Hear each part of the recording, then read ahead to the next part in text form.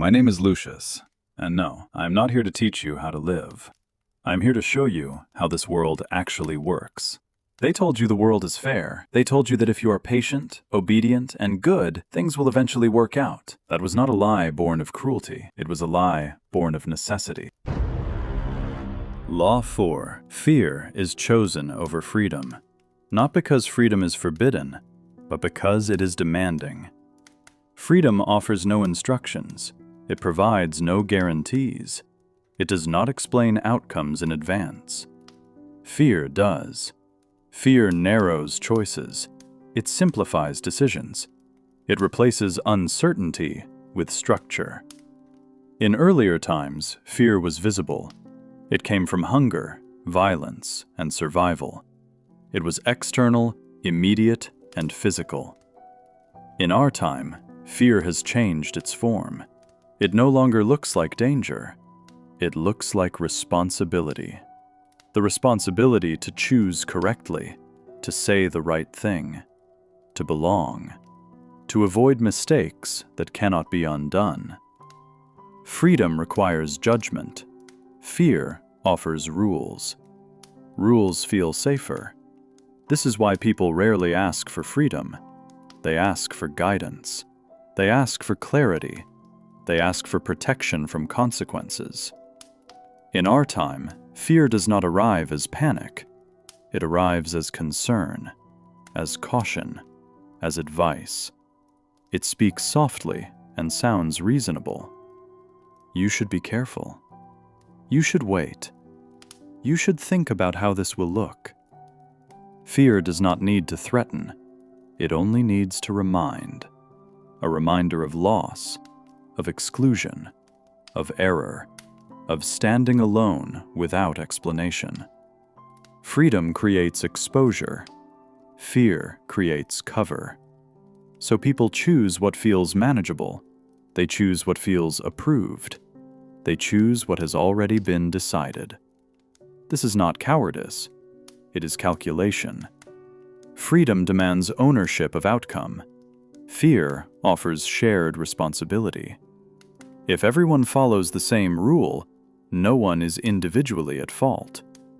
This is how fear becomes preferable, not as terror, but as relief. Relief from uncertainty. Relief from decision. Relief from being the one who must choose without permission. This law does not claim that freedom disappeared. It explains why it is so often declined. In our time, fear is rarely recognized as fear. It is presented as reason, as caution, as common sense. People are told they are not being restricted. They are being protected. Protected from risk. Protected from failure. Protected from consequences they might not recover from. This changes the relationship with freedom. Freedom becomes associated with danger, with recklessness, with irresponsibility. Fear, meanwhile, becomes associated with maturity, with wisdom, with care. This inversion is subtle, but effective. When fear wears the language of responsibility, it becomes difficult to question. To resist it feels childish. To challenge it feels naive. To ignore it feels selfish.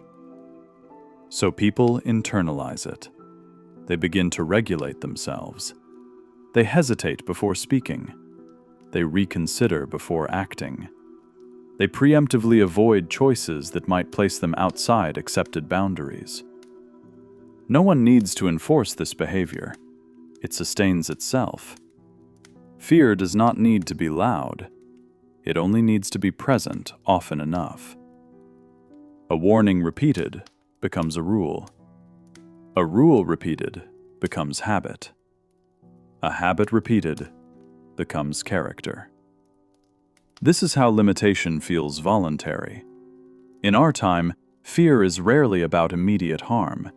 It is about future consequences, reputation, security, stability. These threats are abstract, which makes them powerful. An abstract threat cannot be confronted directly. It cannot be disproven. It cannot be resolved.